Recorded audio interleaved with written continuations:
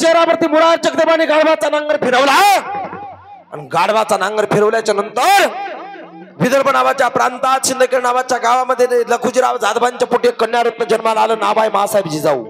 थोडासा ऐकू द्या. आई भवानी जगदंबे मराठ्यात तुका मिळवावा, स्वराज्य धर्म वाढवावा, हे हिंद बी स्वराज्य व्हावे ही श्रींची इच्छा. शिवा समोरच्या किल्ल्यावरती फडकणारे हिरव्या रंगाचं निशाण आमच्या डोळ्याला पोचतंय. शिवा प्राण गेला तरी 72, पण महाराष्ट्राच्या डोक्यावरती अखंड डौलानी भगवाच फडकला पाहिजे.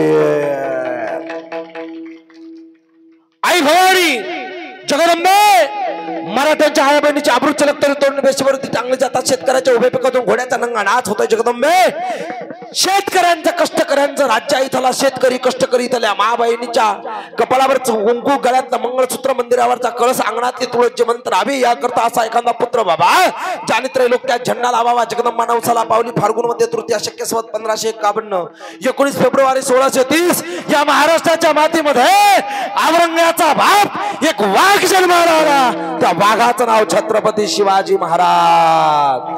जगदंबे आम्हाला स्वराज्याचा गोंधळ उभा करायचा. आई भवानी या गोंधळाला आई भवानी तुझ्या कृपेन पावसी भंगाला आघात मैला तुझी माव वारी संकटाला. आई कृपा करी माझ्यावरी जागवी तो रात सारी, कृपा करी माझ्या